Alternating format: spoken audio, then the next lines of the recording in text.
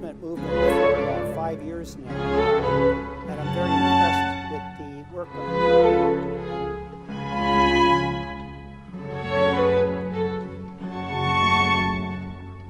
I've been involved with the Hizmet movement for about 5 years now, and I'm very impressed with the greatest outreach of any Muslim movement today in the world. We are in over 100 countries.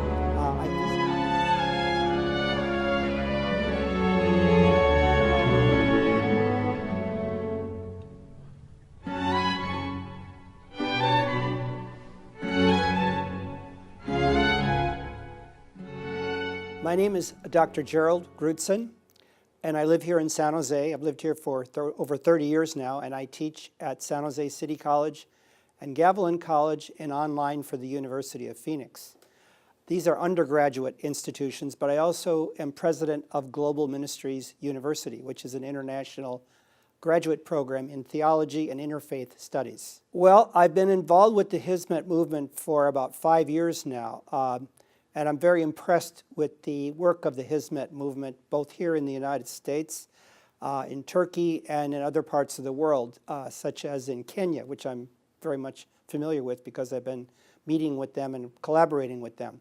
We've done a variety of projects together, including I've traveled with them to Turkey, and we've done a retreat program here in the Bay Area with the Hizmet movement, bringing together Christians and Muslims. So I think the interfaith work of the Hizmet movement and its charitable work, educational work, is a model for almost any religious group in the world today. I would say that the most significant aspect of the Hizmet movement is its interfaith work.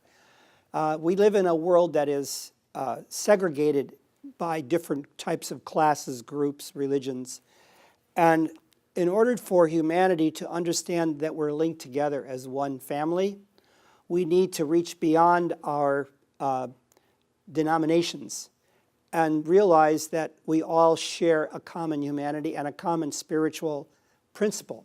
And I think in the modern world, since a lot of the spirituality has been secularized, what I like about the Hizmet movement is that it's a spiritual movement, but it also is attempting to help humanity unite.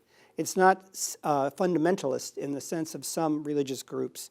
It's reaching out, it's joining together, and it's doing service. So Hizmet means service. I think Hizmet movement is probably has the greatest outreach of any Muslim movement today in the world. You are in over 100 countries. I've visited some of your schools. I've been to Bangladesh, I've been to Kenya, I've been to Turkey, and I've been to schools here in the United States also. So I think that this outreach you're doing is actually bringing humanity together in a way very few other movements can.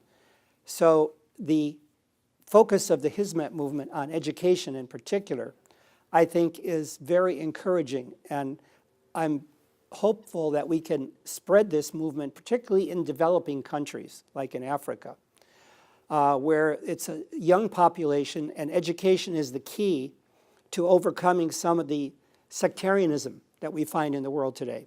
Sectarianism divides people. The Hizmet movement and what Mr. Gulen is inspiring is uniting people around spiritual ideals. And I like the idea in your schools that you don't really teach religion directly, you teach ethics. And I think that's another hopeful sign that out of this spiritual movement, you're bringing people together of different religious, cultural backgrounds, but they're uniting around a certain kind of ethical principle of love and care for humanity and service of humanity. If we can all share that ideal, then there's a very positive future for humanity. If we don't do that, then I think it's not as encouraging for the future. But I think you have done so much already, and I'm hopeful that you can continue to expand your movement. Here in San Jose, I've been part of several interfaith conferences we've done with the Hizmet movement, one at Santa Clara University. We did one on Sufism at City College. So these interfaith programs that the Hizmet movement sponsors, and I've been part of several of them. I went to the one in Chicago that we had, for example. I've been to Houston also. Basically, they help to clarify what unites different religious traditions rather than separates them. So the idea of interfaith, which tries to show, for example, common ideals, common principles that different religions share, such as love of your brother and sister, the golden rule, the idea of nonviolence as an ideal that pretty much every religion has. That these are some of the common themes that come out in these interreligious dialogue programs. And people begin to feel, well, maybe there isn't such a big gap between my Muslim friends in my neighborhood and the Christians down the street. We all share a lot of the same ideals. We may practice different rituals, we may have different ways to pray, but when it comes to the way we act toward each other, when we come together in interfaith programs, like I mentioned the retreat program we had, we actually appreciate even more what we have in common. And so this has taken different forms, and I think the more we can do this, the better it is for humanity. I like the schools very much because I know some of the schools are even in inner city areas. Many of the schools are obviously interfaith and intercultural, so they bring young people together. And one of the things that is very clear when I visited some of the schools is a sense of commitment that the students have to these ideals, but also to science and math education. Many times, particularly in developing nations, the students do not have strong background in science and math. I like the idea of the Olympiads that you do, where you bring together the students and they show their skills in science and math. Because if these developing nations are going to progress almost any part of the world, you need strong science and math curriculum. So these are not just parochial schools teaching. They're not even teaching religion. They're teaching usually ethical ideals, but they're also giving the students the skills they need to be successful in the world, and a lot of self-discipline. I like the fact that also the teachers that teach in these schools bring a lot of commitment to the students.